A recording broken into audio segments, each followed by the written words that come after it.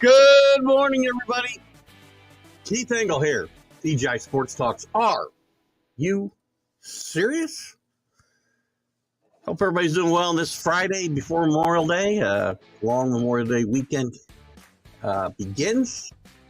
Got a long one myself as we continue to try to get ready to move 30 years worth of stuff out of a house into a new house. 1 month to go. We'll probably be done with all this nonsense, hopefully. Well, other than the closing on this house. We wish you all a happy Memorial Day weekend, and try to remember what it's for. It's to remember our fallen heroes, people who made the ultimate sacrifice for our country. So please try to keep that in mind as we go forward. Busy week for me, and I am exhausted, so I'm a little tired this morning. I apologize. It's been a long few weeks. For work, I've traveled 2 of the last 3 weeks, and this week we're in the office with workshops, and the days were 13, 14, 15 hours, and then we had some fun with some team building last night with some bowling, and we had a lot of fun, so we enjoyed that. But we're a little behind in the world of sports, so I'll be catching up kind of with you guys today. We'll talk the NBA playoffs today. The Nuggets obviously dispatched the Lakers in 4. A lot of talk about LeBron possibly retiring. The Heat got out to a nice 3-0 lead against the Celtics. Now it's 3-2. Will the Heat be able to put this away in Game 6? Don't go back to the Garden. And we'll talk a little Major League Baseball. The Mets and the Stroman situation. What a bunch of nonsense. Mets, just play better. Shut up. Don't worry about what the pitcher's doing. If you can't play better than that, then he's going to show you up. We'll talk a little Yankees. Oh, Gary Sanchez, by the way. Remember who told you Gary Sanchez would not be on the Mets when we had our next conversation. Made it by a day. Can't remember if I said that Friday or Sunday, but anyway. We'll talk about all that, and we'll hope Carlos can help me carry the weight today, as I am kind of, like I said, I'm catching up on news with you guys. I've been in quarantine, actually having to work for a living for the last 4 days. Anyway, let's bring in this aforementioned Mad New Yorker now. Good evening or good morning, whatever time it is. I don't even know what the hell time it is for. I'm not sure what time zone you're in, but good morning. How you doing? Happy Friday. Yo, Friday, Memorial Day weekend. It is a long weekend. It's going to be very nice up here in the Northeast, so we're very happy about that, and I need some much-needed downtime. How are you doing? Everything good in the city? Everything's good. Like, everybody's excited for the weekend. Just trying to stay busy, right? Good afternoon. Good afternoon in the UK. These guys' days are half over. From mine's getting started here, for crying out loud. They've already had breakfast and lunch. Think about that. Right? Cooking dinner. Deciding what to eat for dinner now. Let's dive right in here. Obviously, we got a bunch to talk about in the NBA, the NHL, a little baseball. The NBA, no surprise to me that I think you had said the Lakers would win a couple games in LA, and they could have won Game 3 and blew that in fabulous fashion. But the Nuggets finally look like they've gotten over the hump, and they reached their first. Is that you? Yes, me. I'm sorry. That's okay. That's me. I'm in a school, so. What are you in a firehouse? You're going out on a call? No, I'm good. You're gonna hear probably a few noises and things. That's okay. The Nuggets reached their first final ever, which is good news. And Lakers have actually been a stumbling block for the Nuggets for years, decades. They've knocked them out of the playoffs at different intervals. So it's got to be a good story in Denver. And obviously the Celtics and the Heat is now a series at 3-2. And we'll talk about LeBron. But let's get started with the Nuggets and Lakers. I'm not surprised at this result. I mean, I thought the Lakers would win a game. But yeah, we shouldn't be surprised. I think the media was just because it's LA and it's LeBron. They try to just carry that whole, majestic view of how, maybe another possibility of how the Lakers could win a championship, right? But I mean, that team did not do well at all to help LeBron, except for Anthony Davis, which I give him a lot of credit for trying to keep healthy, his availability, his play. He picked it up a few games, but it's just two guys on that team, and they didn't see anything from D'Angelo Russell. Schroeder, he tried defensively, but offensively he didn't really get hot. They had a few players here and there. Their bench was just not helpful at all. So, and there were some games where the bench actually played better than the starters. So, the inconsistencies. LeBron saying now that he's been playing with the ligament problem in his foot. Whether that's true or not. I mean, tell me that beforehand. Tell me that before you get swept for it. No, I mean the biggest issues that Lakers had were in the beginning of the season when they got Westbrook, and then even after they traded him, that whole ordeal. I don't know if you remember the media behind that was, who's going to join LeBron because they already have Anthony Davis. And I think that whole mess just never kind of even though they had a decent season and played pretty good defense before the playoffs, that just never came into something that would be positive for the Lakers, And then the injuries, some of the injuries start piling up for some of your role players. And it just, there wasn't any consistency. And then you turn around and the team that beat them had all their players, even Murray coming back from injury and recuperating, had Jokic, the best player in the NBA to date, and nobody was saying anything about them. They just went about their business, and now they're in the playoffs and deservedly well, for sure. So I'm happy for the franchise. I mean, again, 14 years since the playoff appearance. So, yeah. I guess we'll stick with the series for a little bit. Obviously, the big news after the series, other than LeBron playing with a hurt foot. I mean, again, tell me that before you lose 4 straight. I mean, you don't want to say things. That's material too that people can use against you even before you playoffs. Well, I know, but now it just sounds like an excuse. Don't say anything.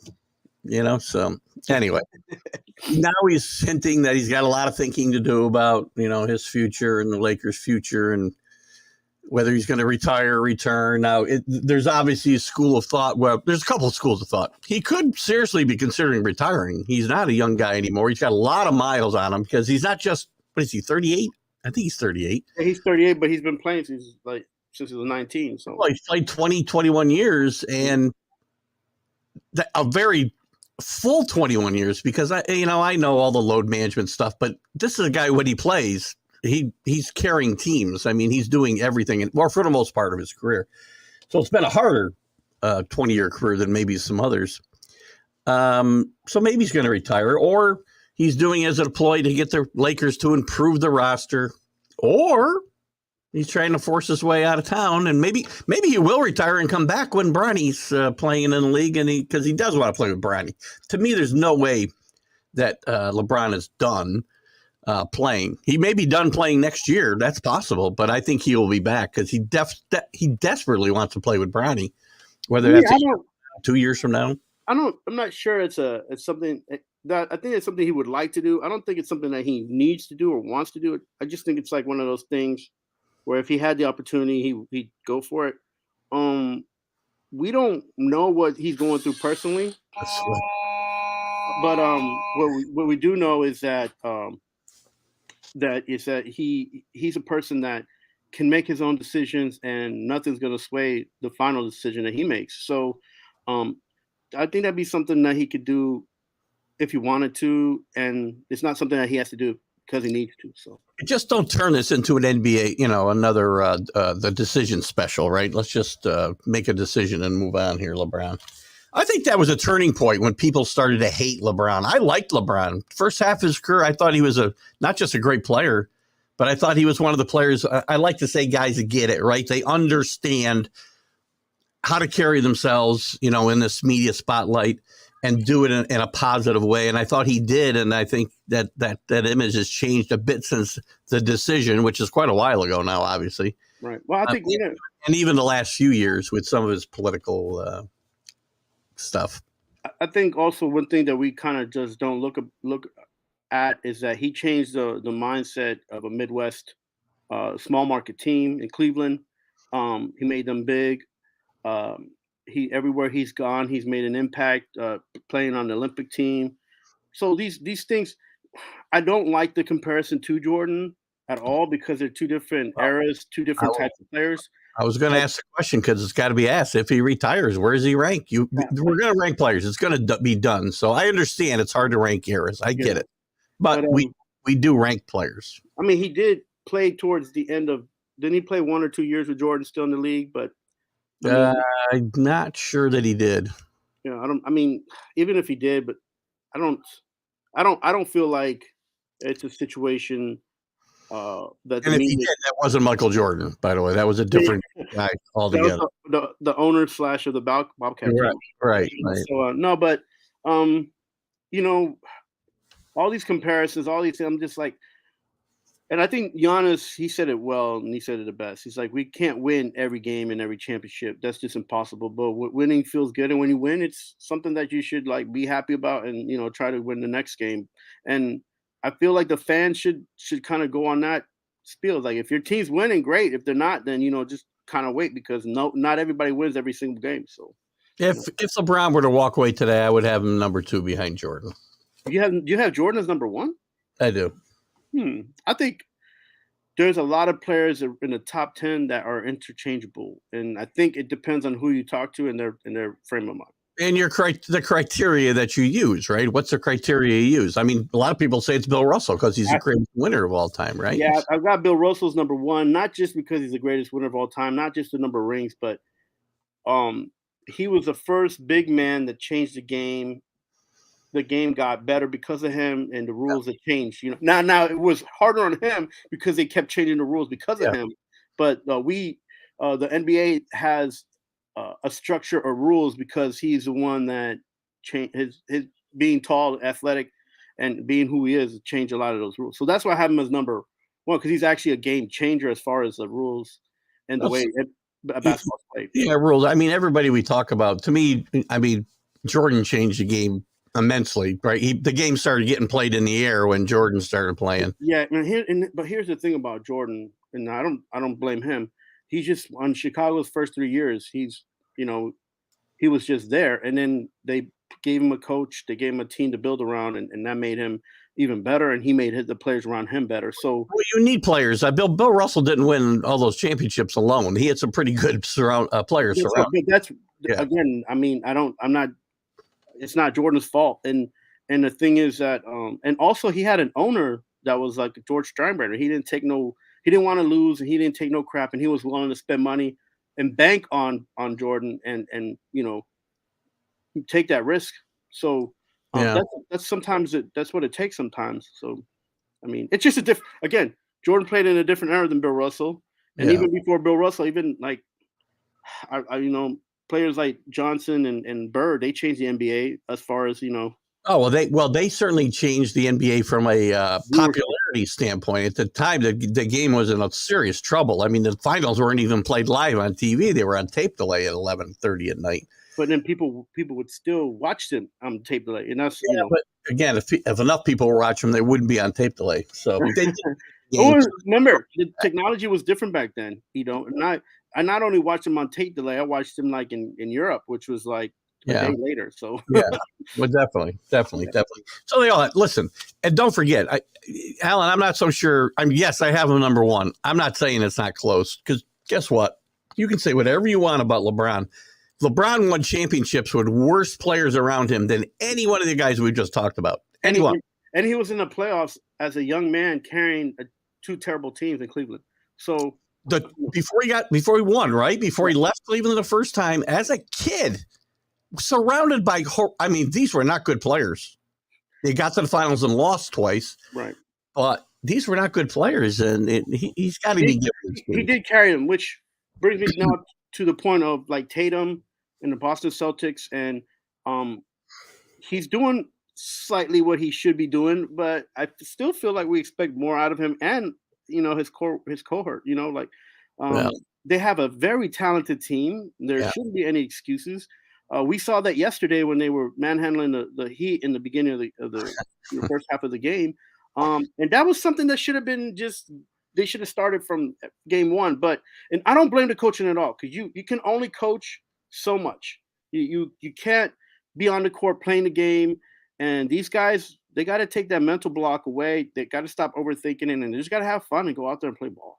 And I did challenge the viewers, obviously, a few weeks ago to continue to come up with LeBron nicknames, and now LeSwept has come into play, so very good one, Alan.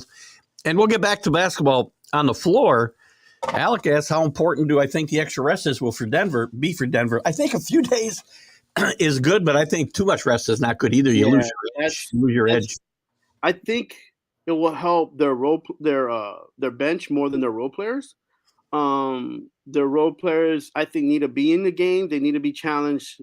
They work off of that whole, Jokic and Murray. They like that last minute, surge that they get in the fourth quarter. And I don't think that they're gonna come out like that the first game. So because of too much rest. But I mean, it's going to help them on the back end of the stretch, depending on what team they play, right? So this is the thing with when you have this much time off, it's impossible to predict whether it'll help them or hurt them until you see them play, because every team reacts differently. So plus, they'll have home court, right? So whatever team comes in tired, they're going to have to deal with elevation. So huge home court. That's probably going to be like a terrible first game for the NBA Finals, but it's going to be a great game, right? I'm hoping the Celtics pull off the sweep. They have a better team on paper. I like the youth. I like how they play. Miami is just that dog that you just won't stop fighting. So, but that basketball that Spoelstra does, that coaches, putting them in the zone and the adjustments he makes, he does what he needs to do as a coach, but there's only so much your roster has talent-wise, right? Yeah, backing up a second, John's commenting on our conversation about LeBron. And, John, I did qualify at the beginning there that you're right. You can't compare errors. It's very hard, but these lists are going to happen, so we're going to compare players, and everybody's got different criteria. Yeah, you're right. Will Chamberlain, will change the game as much as anybody. It was dominant. As much as anybody, but he gets a bad rep because he didn't win enough. He didn't beat Russell enough. And he didn't beat Russell, but listen, Russell had better teams every time they matched up. Yes. Every time. So, in fairness to Will. And of course, if you want to add a better coach, maybe, if you want to add that. You have to add that, yes. I mean, I think Will played for about, 12 different coaches in his career, probably. Yeah. And then on top of that problem, but that 1 year, Bill Russell did win as a coach / player. So John, your comments are certainly on target without a doubt. Yeah. I have Will Chamberlain at like around 4 or 5. Like I said, it's interchangeable. So yeah, Alex says he's starting to love 7-game series. Listen, I talked about this a couple times recently. To me, and I love the Super Bowl, don't get me wrong, it's a great spectacle, but it's a big spectacle. To me, in sports, there's nothing better, whether it's baseball, the NHL, NBA, Game 7s just have a different feel to them. Super Bowls are huge, I get it, but Game 7s are so much fun, and we might get one here if the Celtics can hang on. So we'll switch gears a little bit. The Heat just, they didn't just beat the Celtics in the first couple of games. They were annihilating them. Mm-hmm. And now the Celtics turned around their fourth quarter issues the last couple of games. They're finishing. Their quarter as well. So that's important, because you want to go in the next quarter positive. You want to go in the next quarter, being able to motivate yourself to do better. I think this about the Celtics. If they start attacking the ball, the attacking the basket and move the ball around, they do better than if they just go move the ball down the court and just start shooting. And I don't understand why the players are doing it, because Mazzulla's not telling them that on the sideline. He's just like, go towards the basket, make sure that they try to foul you, make sure that, move the ball if you get a three. And then they turn around and they're just shooting threes. And it's like, your best player cannot be not shooting a basketball in the fourth quarter. Tatum has started to take control a little bit in the fourth quarter. Your best player has got to take control in the fourth quarter. And for whatever reason, he shied away from that early in this series and even in the Sixers series a little bit. Yeah, no, and that's a thing. I think because he's a good kid, man. He's a different mind, and I think he just wants his teammates to do good too. But he doesn't realize that if he doesn't do well, his teammates won't do better. Right. And I think that's one of the things where you take the ball as a leader, if you have that mentality and you just make things happen, then everybody's going to jump on that ship with you, and now you're captaining the ship, right? So right. We'll back up just so I don't want to ignore John and Alex comments backwards, because with the delay, sometimes we get some comments once we moved on. John, you're exactly right. Wilt was a better player, all around player. Bill played with better. Here's the thing, and this we won't ever know. If Bill Russell wasn't on those teams, will those teams win championships? Well, there's an eternal debate, right? Switch places with Wilt and Bill, they win the championships. I'm not sure, to be honest with you, because we'll always question them. Will Wilt fit that style, maybe, but who knows? It's fun to talk about, but as John said, and even I think you said in the beginning, it's a little hard and it gets ridiculous after a while. But and by the way, this might be the best LeBron nickname so far. It's certainly the longest, Alec. I can tell you that. Alec, how about we go with LeDun? Scott Colby, welcome this morning. Could the Celtics come back and win this thing? Yeah, they have the team to do it, right, Keith? They have the roster to do it. This is a talented team. It's the best. No, they're not the best team left in the playoffs. I think the Nuggets are, but wait, hold on. If you compare on paper the amount of players on that team, they still have to play against each other.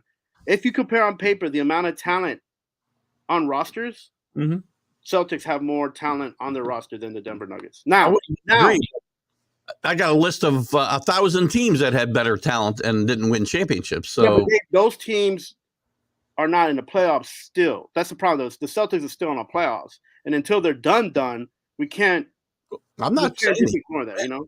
Yeah, I'm not saying they can't win. I think the better team, again, very similar to the conversation we're just having comparing players. I think the better team, playing as a team, is the Nuggets. You talked about it here last week. Yeah. This team doesn't rely on the three ball. Right. This team moves the basketball very well. I watch more of the Nuggets than I have in a long time, obviously, in the last week. They were fun to watch. They are fun to watch. I like to see ball movement, and they have a lot of it. And I love the way. And Jokic, just even when he isn't scoring, he's contributing to this team. Yes. So in that retrospect, there's a few players on the Nuggets in their position that are better than the Celtics and their talent and the people they have in their roster in some positions. Now, if the Denver Nuggets lose Jokic or Murray, and if they had to play the Celtics, they're probably done. Yeah, so agreed. But two great players, and they carried the team. That'll be a fun series, but don't count the Heat out. I don't want to count the Heat out because again, they're that dog that don't give up fight. But they better win. How much? Game 6. And I've mentioned this on the show and even with Robert Butler, Jimmy Butler, no relation to Robert Butler. But I thought they were brothers. No. They both play basketball very well. Actually, if you don't know about Rob, he got a good shot there sometimes. Oh, interesting. Yeah, we used to play ball together at Austin P for fun, not on the team. But Butler is. I feel like he's an all-star, not a superstar, and people keep making him out to be a superstar before he's even gotten there. You know, and again, he's been on teams with coaches that haven't played him in the way that Spoelstra's letting him play. See, again, Spoelstra is not really coaching him. He's just letting him play how he can play. And I think that means a lot more than when he played on the team with Tibbs or anybody else. So listen, I think he is a great player who plays like a superstar sometimes. And he's like a superstar the first 3 games. Look at that. I agree with you. Cherry that. See that? So look at that. What's Scott got here? Yes, the Celtics are competing more, especially in those third and fourth quarters where they were really having trouble all through the playoffs, even against the Sixers. Tatum's a key, playing defense, his energy. And by the way, Scott, he's also got to take control of games in the fourth quarter, which we talked about a few minutes ago. I think he's your best player. He needs to take control. Yeah. So and that whole roster starting lineup, they need to play like they're playing now, and they need to move the ball around. They need to just use the three as an asset, not as expecting to make the three. So Alec, I don't know if I agree with your comment here. I mean, it's hard to come back, definitely. But if they were thinking they were in the finals when they were up 3-0, I doubt Eric Spoelstra. I always say his name wrong, don't I? How do you say his name? Spoelstra. I keep saying Spoelstra. I don't know why. Spoelstra. I don't think he's letting them have that mindset. I don't think this team thought they had anything wrapped up. I think they're just playing. Again, the Celtics are playing better now, right? That's all it is to it. Very important, I think, they win Game 6 in Miami because I don't think they want to go back to Boston for Game 7. There's a key issue Miami has right now, and that's Vincent. And as much as he wasn't drafted, as much as people talk about him, he is one of those guys that keeps the energy going. He's an energy guy, right? He's kind of like Quickly, like he's just going to run around, do what he can, get his shots. He's the energy guy that keeps you going even if you're not motivated to. Yeah. And him being out with that ankle injury, I'm not sure how much longer he's going to be out, but that's a big factor for them because Butler doesn't have a blanket anymore, right? That was a safety blanket, right? Like if he couldn't play defense, he knew Vincent was on the outside or running inside and playing that extra defense that they have. So again, we're gonna find out. Definitely a big deal. Now, John Gonzalez, I don't know if you're still with us, but I hope you are because Scott's saying, I don't think you piped up about this. Scott doesn't believe the Celtics would have won all those titles with Wilt either. I don't know. Who knows? Ifs are a big word. We built a show around what could have happened. Right. Allen's got Miami closing it out. So do I. If the Celtics and Nuggets in the final, the X factor will be Robert Williams. Ooh, interesting. I like Robert Williams, both a comedian and a player. But you know what? I like that they're allowing him to be on the court and letting him play and have fun because he looks like he's having fun. When you put sets out there for big men like that, and like guys that can play big like that, like he does for a small guy, like it's tough. But when you let him run around and take shots and do things, that's different, So I think one of the big keys here because home court advantage. Some people think it's overrated. I think in this case, there's a huge home court advantage for the Nuggets here because as we talked about the altitude and it takes a while to get adjusted to it. By teams times they get adjusted, they're leaving town. So that could be a big advantage for them to get out quickly in this series. Celtics won 4 of the last 5 games in Miami. So how could they have won 4 of the last 5 games in Miami when they were down? You're talking about the end of the series, the end of the NBA season. They played a few games in Miami. All right. They should have big time confidence, by the way. They are the better team. Would love to be in Boston. Yeah, that'll be a great place to be. In fact, the old Garden would have been a better place to be for Game 7, actually. But I don't know. I mean, that place was hot and stuffy and felt like hot and stuffy. And if you had to you had to beat the rats to the frickin' concession stands there. Like the stories coming out from before Bill Russell and even Larry Bird and all these guys, Cousy, they talked about how they didn't have like air conditioning in the visitors' locker room, but then they had fans and like an ice box and air conditioning. That's crazy to think that was something that was even real.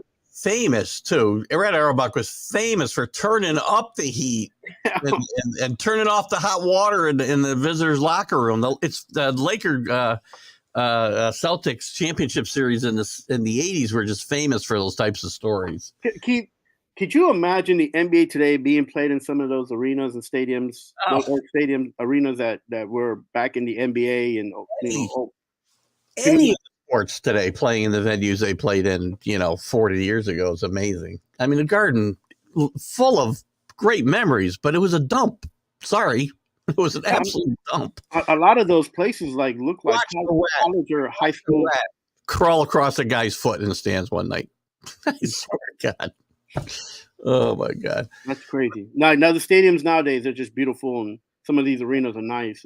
But as a dump, it doesn't matter. It was a great home. It was a big home court advantage, and Scott's right there.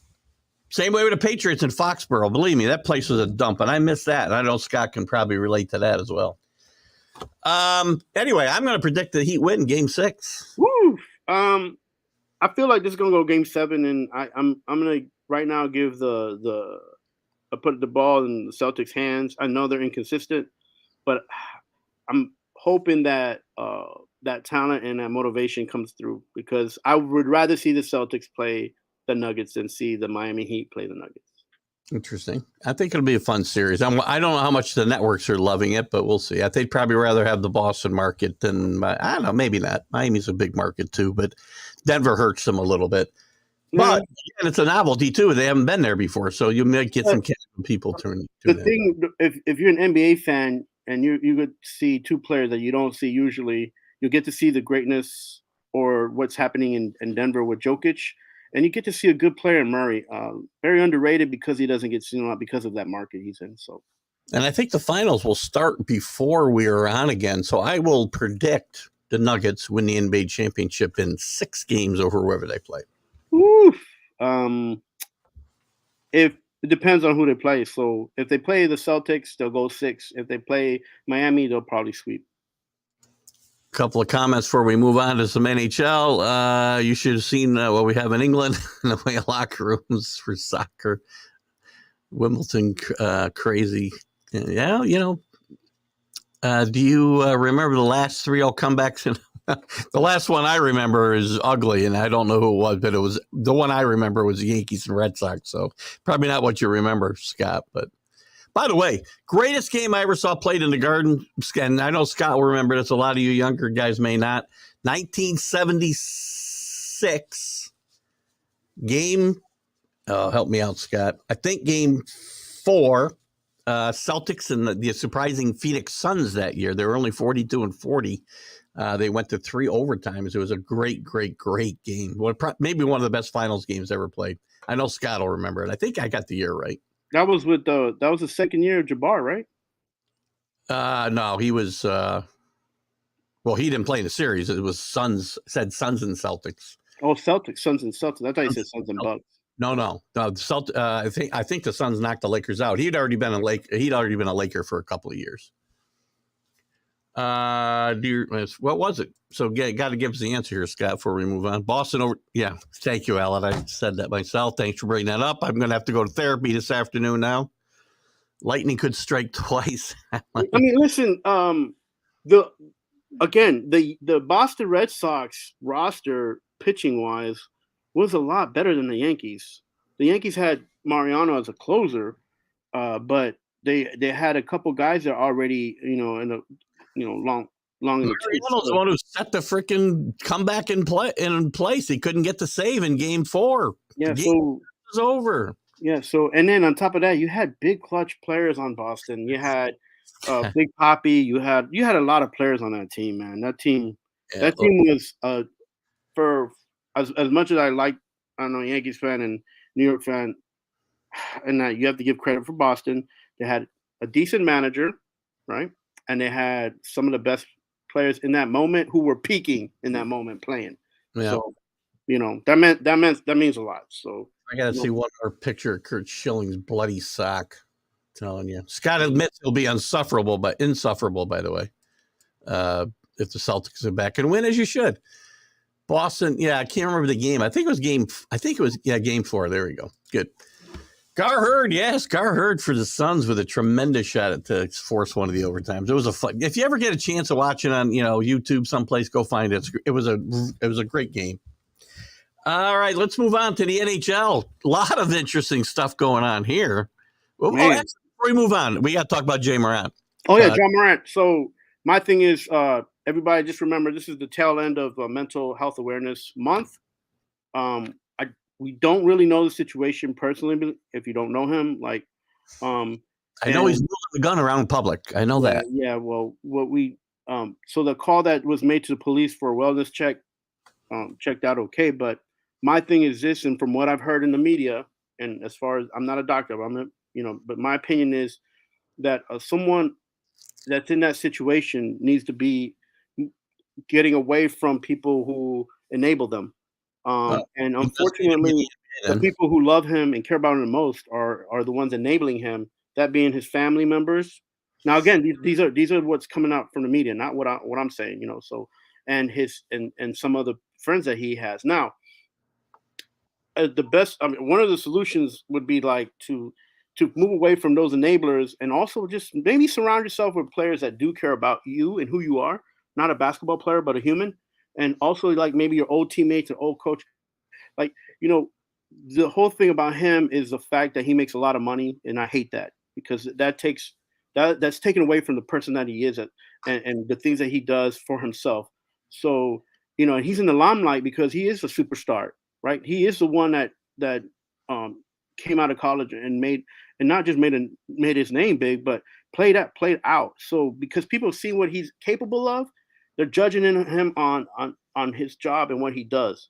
And he's more than basketball, more than a superstar. He's a person, and he needs to take care of himself first. And that to me is important, more important. And I don't care if he gets another contract. For me, I don't care if he gets another contract, plays basketball again. But he doesn't need to be a person that doesn't get help for himself. And that's my take on that. I will agree with you to a certain extent. Now, I do think the NBA needs to be tough on this, and for these situations to stop, the NBA needs to get tougher. I am very aware or empathetic, sympathetic to the mental health situations in sports, like everywhere in society, right? Yeah. And you're right about enablers. He needs to make the choice, though. Yeah. It's like if you're an alcoholic, if you're a drug abuser, if you're not going to make the choice to get better, you're not going to get better. And you're right. Removing yourself from those bad influences, whoever it is, teammates, family, your posse, Mm-hmm. they all got a posse. This isn't new in the NBA. It's not new, but it's escalating until something really tragic is going to happen soon. Right. So the players and the people around him have to help him, and he has to want to be helped. And the NBA's got to get tough with these guys, and maybe then they'll want to get help. I don't want to see Ja Morant. You're right. His NBA career is secondary to his own well-being. Mm-hmm. Something bad's going to happen to this kid if he doesn't get straightened out. And the NBA is not going to do him any favors. If you just suspend him for 10 games or 25 games, you're still enabling him. You're not helping him. Right? That's get correct. tough with him and you will help him. And I think, Keith, as fans and as people who pay tickets to see basketball players support your basketball team, we kind of lose the fact, and we lost in the idea that some of these are young men. They're still impressionable. Like if everybody's lived a different life, but the average man, kind of just finds himself and starts his situation like 24, 25 sometimes. So, you can't just be like thinking, oh, this guy's getting paid, he can fix it with money. That's not how that works. If that was the situation, then we wouldn't have players in the NBA in the past who died of drug overdoses. We wouldn't have players in the NBA who've had bad situation end up in jail. And so we can't say that it's the NBA's fault, but we can say that the NBA, like you said, should step in a little bit and help these guys maneuver the situation in a way where they're affected least when they make the choice to accept that help. Yeah, and these commentators out there are telling me, this is a Second Amendment issue. Please stop. Nobody's more conservative, and I'm for the Second Amendment. Not wearing the Second Amendment, you have a right to wield a gun in a strip club or wherever the last photo was taken. Stop. Yeah, and that's last week's news, and my stance on TJ Redick too, just trying to get himself a job. He's trying to ingratiate himself to players and teams, and he wants to get an NBA coaching job. And I hope he doesn't get one. If you look, like the NFL, like they suspended Wolf, but he actually shot an animal that was like endangered. So he actually used a weapon. So he got a 4-game suspension, right? So, but he yielded the weapon and actually shot an animal. So, he got a lot of that slack from the media, from people who PETA and all those animal protection agencies and different organizations. So, and that I'm not saying that's a good thing or a bad thing, but I'm saying he was that when that came out, that was handled. And for people to say that, Ja Morant should get like suspended for 10, 15, 20 games. I mean, yeah, he's yielding a weapon. He made it. He did that. His choice.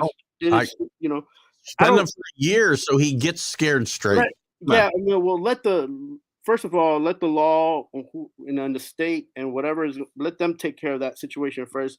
But as an NBA team, I don't feel like it's right to just be like, suspend him for 10, 15 games, that doesn't make any sense because you don't know what the actual consequences are first. First let the actual consequence by law come out, and then make a decision using that as a platform to jump off of. I think the NBA can do what they want. They all have these clauses in their contract that if you act in a certain way that they don't like, detrimental way, they have the right to do what they want. No, of course they do for sure, but it's like, and again, the NFL is a little bit different because they have a less of a schedule anyway, and NBA has a longer schedule. So, but I mean, we have to put it in context that he didn't shoot the weapon, so he could have shot himself. Who knows? Like that would have been worse.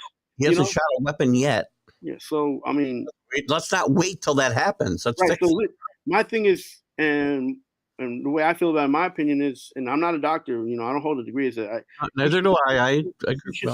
He should seek medical attention, and he should get the support from people in his team, as far as Memphis and also the NBA, to put him in a better situation. Like just sending him away to a location and him seeking help in a place where they can help him. That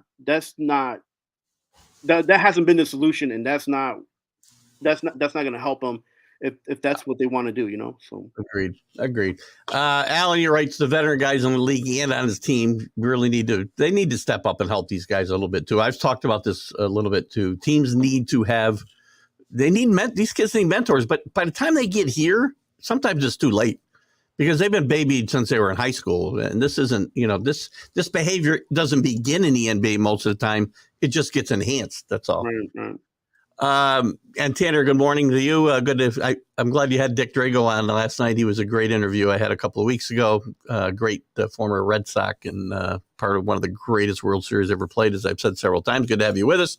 Tanner says, like Barkley said, one of the few smart things he says, if you're playing a professional sport, you've got a morality clause in your contract, which I was just referring to. It may not be illegal, but it's part of your morality clause. I agree. This is an NBA issue as well as a legal system issue. Yeah, and I think Tanner, you're correct. But with the morality clause, that even is fought by the representation of the players, depending on the situations they get into. Like there's so much gray in that area that some of those players get away with things. And I don't want to mention big names, but there's players like Jordan and Barkley who have who've had issues gambling, were able to finagle their way out of being suspended. Excellent point. Well, Michael may not have. He may have taken a year sabbatical instead of. Well, he's again finagled. I can't. I don't know what other word we could use, but he may have gotten a suspension without getting the word suspension put in it. So. And in fact, the NBA was looking to come down on Barkley hard, and then I think Barkley had an injury, and ended up having an injury, and sat out anyway. So. And Tanner's got a great point. Maybe Aaron Rodgers could have a side job here and just take people to his dark retreat. Maybe help them out. Maybe he needs to take Ja Morant there. Not if it's going to cause shin and cap problems. I don't think Memphis will go far as to release him. Anything's possible. And again, Scott, I wouldn't. If I was owning that team and I wanted to help this kid, I might just do that. But the problem is somebody else is going to pick him up and enable his behavior anyway because he's a great player. So releasing him doesn't necessarily help him, but it sends a message. So listen, I think something really drastic needs to happen to wake this kid up. And that's not a bad idea. In the end, it's up to the big dogs in the NBA. That's who determines. Yeah. So no, that's true. And those gray areas in the contracts, they mean a lot. Look, a lot of these sponsors with their contracts to the NBA players, they're in some deep trouble right there. They might not get money back that they fronted Mr. Ja Morant, right. And now they might not be playing him on the TV and commercials anymore, but they sure as heck are, I wouldn't say regretting they made that deal, but they're sure as hell not happy with the situation right now. So yeah, at the end of the day, until Ja Morant wants help, he's not going to change his behavior. Right. Until it's help that he obviously needs. He needs something.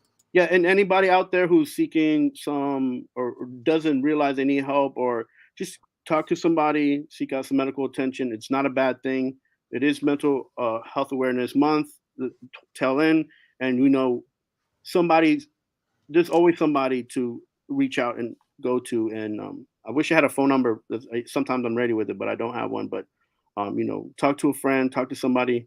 You're not alone. We live in a big world with millions of people, and you're not alone. So great point. And not to make light of it, but I seek my own help after this show pretty much every Friday morning. So you're not alone. I'm looking for help every Friday about 9:00. Kidding there, Carlos. That was a joke, by the way. So, well, I don't want to go that far yet. Let's talk about the NHL a little bit, even though we're getting tight on time already, but we'll spend a little time here. The Florida Panthers. Ka-ching.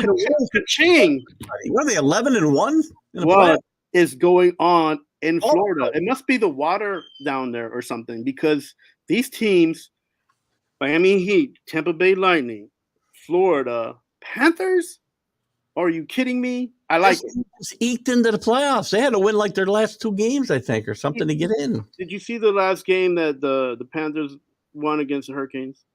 I did not see much of the game. I have to admit, I haven't seen much sports this week. If you guys love like Game 7 type atmosphere, this felt like a Game 7. This was a lot of people are saying it's been one of the best NHL games in this decade. I mean, it was great. The Carolina, they were like Miami. They just put up a fight. They just kept coming back, and just didn't have enough.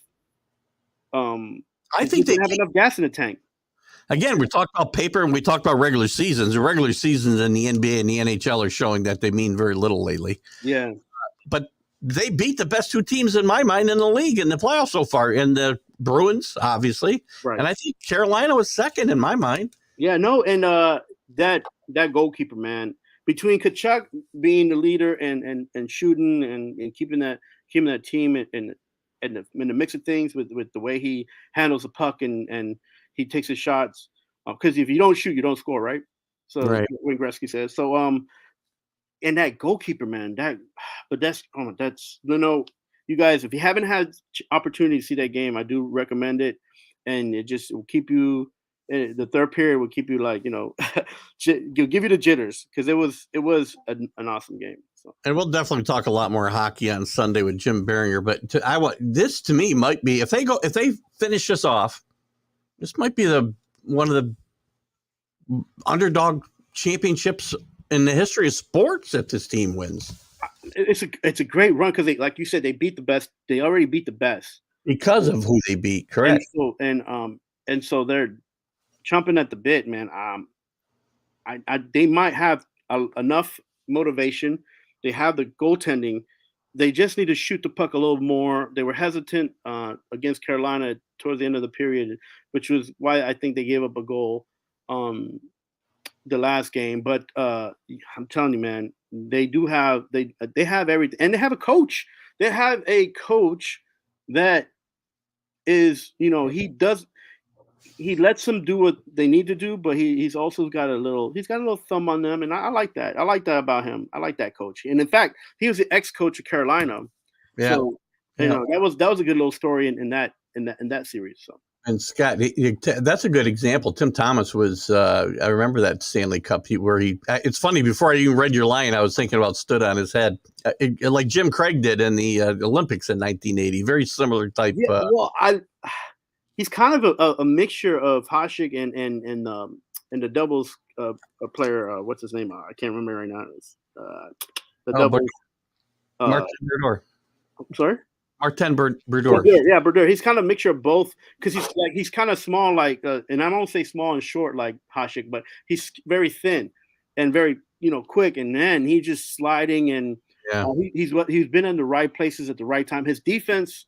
The defense that the Florida plays allows him to be able to be in the game and match up very well with some of the shots. So they're just playing very well right now, and I can't stand it because I'm a New York fan, and but it's good to see. If you like the game, it's good to see good hockey. So. That's impressive. Scott Kobe is I don't know if he's rooting, but he thinks that the Panthers will win even after he knocked off his Bruins. Setting season. Brodeur, yeah. With Brodeur. By the way, Marty Brodeur, from my money, And I saw a pretty good goaltender here for a while in with the Rangers, and there's been some really good ones. Best goaltender in the history of hockey, Mark Denver. Well, I'm a big.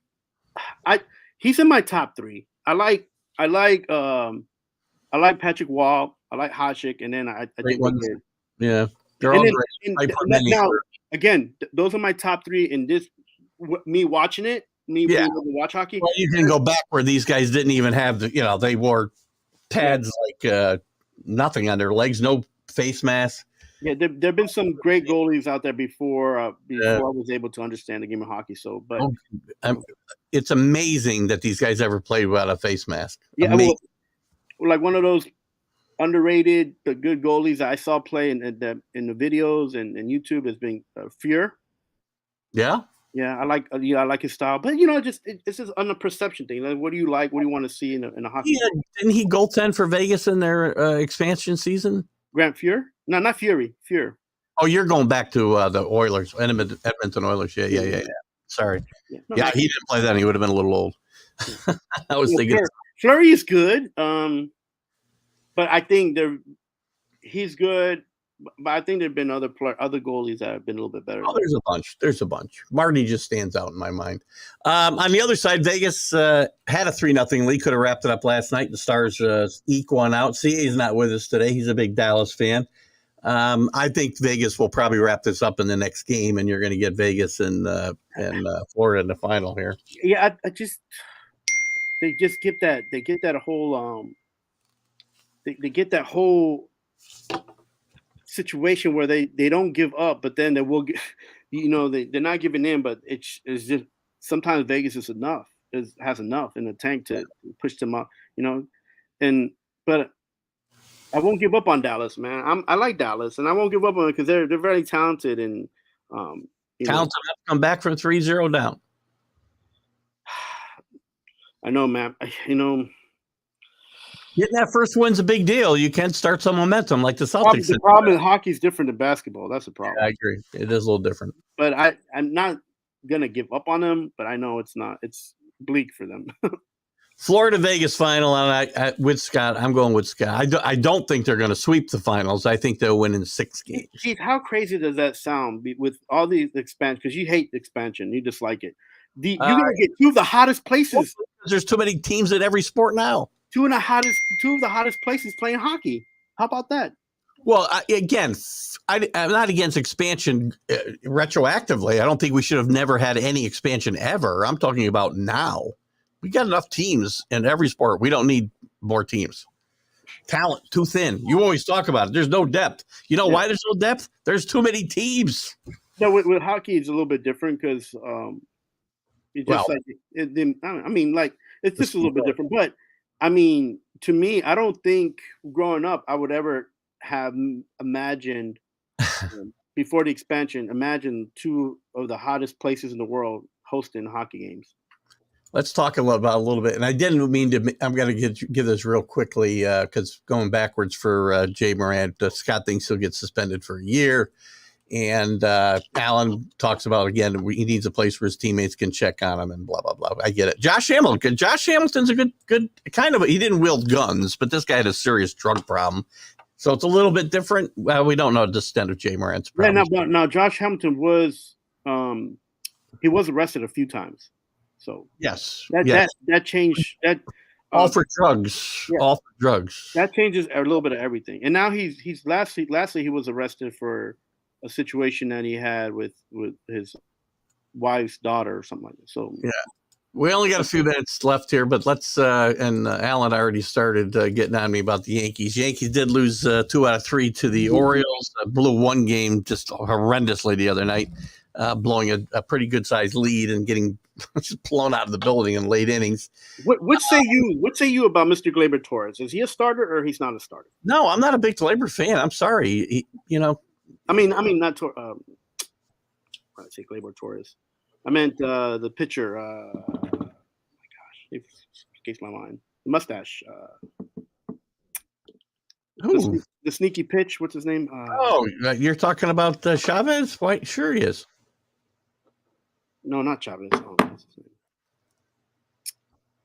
I can't remember his name. And I saw him pitch on Saturday. For the Yankees? Yes. Brito? What? Who? Brito? No. He was Pitched an over. all-star last. Can't be He was Herman. an all- Suspended. no, he was an all-star last year. You sure you're not talking about Chavez? I'm sure I'm not talking about Chavez. He was pitched the day before yesterday. What's his name? Let me pull up the. Hold on. Let me pull up the. Nestor Cortez. I meant Cortez. I didn't mean Chavez. I meant Cortez. I got the wrong name. Yes, he's a starter. You think so? Absolutely. He's done it for a year, 2 years. I think he's fine. You think he's going to be okay? Mark Schmidt's pitching better after a horrendous start. He pitched a good game yesterday, even though they lost. I think the Yankees will be fine. This is an interesting series for the Rangers and the Orioles. I think coming up as Alan talks about. Now I'll get more into Major League Baseball. We don't have a lot of time here, but I'll get more into it on the Major League Baseball update later today. In the next 2 weeks, we're going to see this. Things starting to hit the team start jumping on the bit because.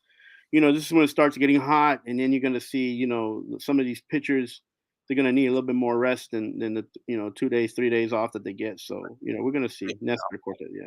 Yeah. I couldn't remember his name. Yeah, well, I got on Chavez for some reason. I'm talking to him, so I don't know what I was thinking of. Let's go. Let's get that Kansas City Coyotes going before it's too late. That might happen too. Who had hockey teams back in the day? Alan, if you're available at 3:00 Eastern time today, I'll do the Major League Baseball update. We can talk a lot about the Rangers if you want. We can certainly. The Mets did good last night. They beat the Cubs finally, so that helped. Mets beat. You know what? This whole beef that they had with Marcus Stroman the night before, with his antics on the mound, I don't like that stuff. But you know how you stop it? You freaking go out and beat his brains. Play better. Buck said, "Shut up and play better." And he's absolutely right. It was so sort of weird because I guess the Cubs they don't have depth in pitching either. But yesterday it was just like, they ended the game 6-1 or something like that, and it was just crazy. They were just going left and right and hitting the ball, and I was just like, this is what they needed a few days ago, and then it wouldn't have been an issue. Exactly. Hit the ball back up the middle about 10 times, and he won't be pounding his chest. I guarantee you. He'll be. Alonso's playing great. I'm scared for the Mets because they're gonna have to give him a contract. Back in second place. They're only a game over 500, I think, right? But they're back in second place. Braves aren't playing tremendous baseball, so they're not out of this thing. They got time. Look where the Braves and Phillies were this time last year. They were 6 or 7 games under 500. I think both of them. So the Mets, I think the Mets will be all right. I did say, and I think I said on this show, and I know I said it on Sunday, that by the time we talked again, Mr. Gary Sanchez would not be a Met. I didn't like that situation to begin with. I think that was a better choice for the Mets to just keep Alvarez. Alvarez had a couple of good games this week. He might be starting to turn a corner. We'll see. I don't think he has an issue. I don't think he has a problem. I think the problem is with the rest of the team that they're not fulfilling their potential. You can't send everybody down to minor leagues. That's the problem. Listen, Alvarez is big deal. If he's going to catch in majors, it's going to be whether he can. It's going to be his pitch calling. It's going to be the way he catches, right? Mm-hmm. My biggest problem with Gary Sanchez through the years wasn't his bat. It got horrible. It was the way he caught or didn't catch. He made pitchers look bad, and Alvarez needs to improve that part of his game. And if he does, he'll be very good, and the Mets will be better off for it because he does have some pop in his bat. And I think they'll be okay. When Navarez comes back, it's going to help out a little bit too, because you're going to get a different perspective of somebody who's actually pretty decent at catching position to kind of mentor Alvarez. Yeah, and I think the Yankees. Go ahead. Yeah, I like Nito, but Nito is a great defensive catcher. But the problem with him is that it looks like he's one of those guys that's very quiet into himself. So. Yeah, and you're not going to get any offense out of him either. He gets some, but he's not. Yeah, a decent shot here. Yeah. That's what I think. And I think the Yankees will be fine, Alan, by the way. We will. Next time we play against you guys, I'll be looking to take 2 out of 3 or maybe even 3 out of 3. And June 14th, it begins Subway Series. So we'll see you out there. Already? Yeah. Oh, my God. All right, guys. Have a good weekend. Enjoy the games. Great show. Thanks for all the input from you guys, Alan and Scott and Alec, John Gonzalez. Who else was with us? Did I miss, Carol? Miss anybody? I think got almost everybody. I hate to miss anybody who comments. So anyway, guys, thank you. Guys. Tune in at 3 o'clock for the MLB update, and we'll get into more baseball in depth. And then at 5, I think I'll be on with Dan Harris. I got to check with Dan, see how he's doing today. But we hope to be doing the Let's Talk New York Sports Show at 5 o'clock today. Guys, have a great weekend. Enjoy your Memorial Day, and remember the veterans that need the ultimate sacrifice for you guys. So enjoy. Have a great weekend. Thank you, Alec. Have a good one, guys.